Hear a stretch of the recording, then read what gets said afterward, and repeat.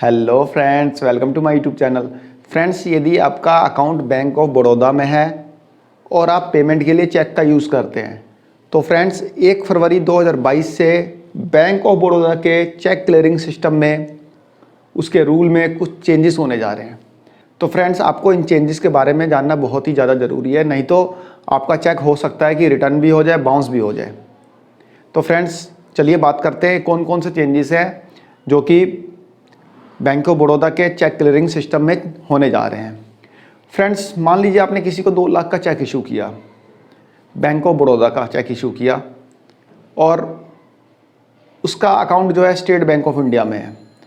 उसने state bank of India में अपने चेक को ड्रॉप कर दिया और स्टेट बैंक ऑफ इंडिया ने उस चेक के क्लियरिंग के लिए उसको प्रोसीड कर दिया। अब वो चेक जाता है बैंक ऑफ बड़ौदा के पास पेमेंट के लिए।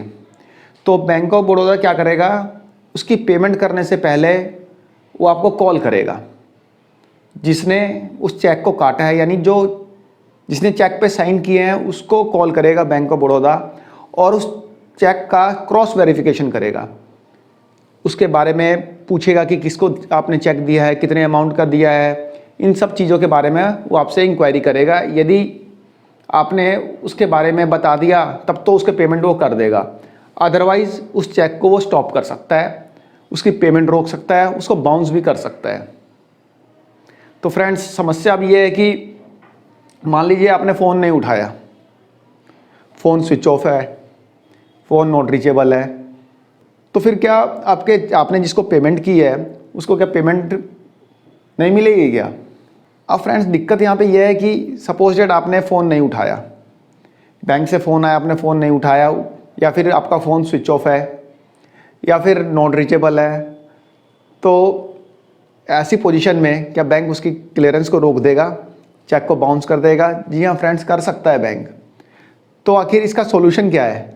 क्या हम हमेशा फ़ोन ऑन करके बैठे रहें, फ़ोन से चिपक के बैठे रहें कि हाँ भाई बैंक का फ़ोन आने वाला है, हमने चेक इशू कर रखा है, किसी मीटिंग वगैरह के लिए ना जाएँ, ड्राइविंग वगैरह ना करें? तो फ्रेंड्स, मान लीजिए आपने सिंगल चेक इशू किया, चलो तो उसके लिए चेक फ़ोन में चिपक के भी बैठ जाएं 1-2 दिन। बट जो लोग रोज़ के 5, 10, 20 चेक इशू करते हैं तो वो क्या करें? उनके लिए तो बड़ी समस्या हो गई। तो इसका सॉल्यूशन भी बैंक ऑफ बड़ौदा ने बताया है। उसका सॉल्यूशन क्या है ये मैं आपको बताता हूँ। तो फ्रेंड्स, इस परेशानी को कम करने के लिए बैंक ऑफ बड़ौदा ने एक सिस्टम लॉन्च किया है, पॉजिटिव पे सिस्टम। मतलब पॉजिटिव पे सिस्टम को इंट्रोड्यूस किया है बैंक ऑफ बड़ौदा ने। अब ये पॉजिटिव पे सिस्टम क्या बवाल है, क्या है ये चीज़, कैसे समझेंगे, मैं बताता हूँ ना।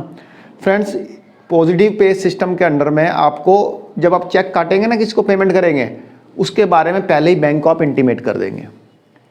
अब आप बोलेंगे कि भाई बैंक को इंटीमेट करना है, क्या मैं 500 रुपये का इसको चेक काटूंगा तो बैंक जाऊँगा दौड़ के बैंक को इंटीमेट करने के लिए? रोज़ मैं 2-3 चेक काटता हूँ तो रोज़ रोज़ मैं बैंक जाऊँगा इंटीमेट करने के लिए? जी नहीं फ्रेंड्स, रोज़ आपको जाने की ज़रूरत नहीं है। इसके लिए बैंक ने 5 स्टेप बताए हैं, यानी कि 5 तरीके बताए हैं, आप किसी भी तरीके से बैंक को इंटीमेट कर सकते हैं। पहला तरीका है मोबाइल बैंकिंग। यदि आप मोबाइल बैंकिंग यूज़ करते हैं तो आप मोबाइल बैंकिंग के थ्रू भी बैंक को इस बारे में इंटीमेट कर सकते हैं। दूसरा तरीका इंटरनेट बैंकिंग। इंटरनेट बैंकिंग के थ्रू भी आप बैंक को इंटीमेट कर सकते हैं।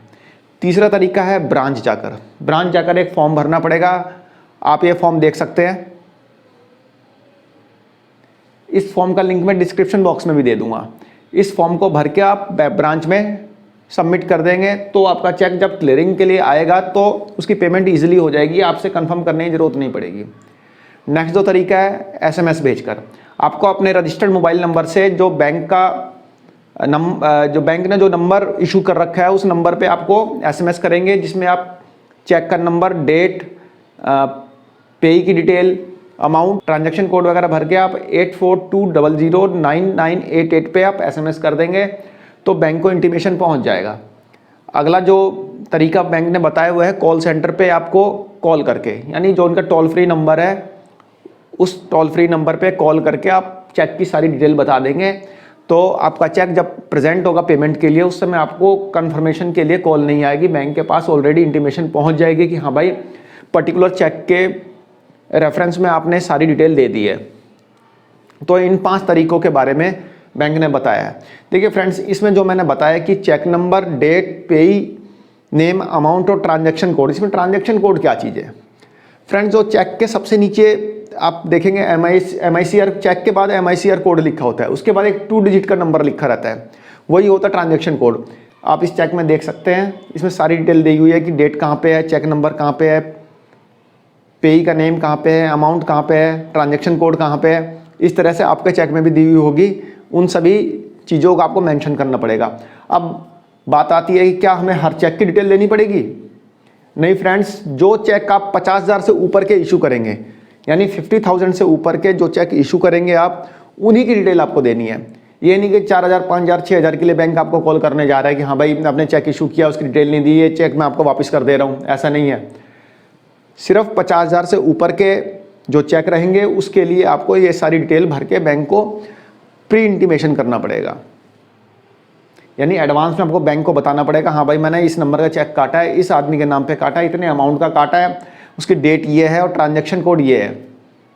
तो आपको बैंक को ये सारी इंटीमेशन देनी पड़ेगी। तो आपको बैंक को ये सारा डाटा जो है पहले से इन्फॉर्म करना पड़ेगा कि आपका चेक जब आए प्रेजेंट हो पेमेंट के लिए, उससे में आपको किसी भी तरह की कोई दिक्कत ना हो।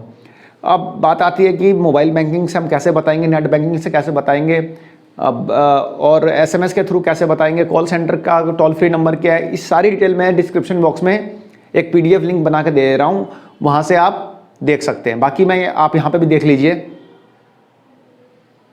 इसमें सारी डिटेल दी हुई है आपको कैसे क्या SMS करना है, और इसी का लिंक मैं डिस्क्रिप्शन बॉक्स में भी दे दूँगा।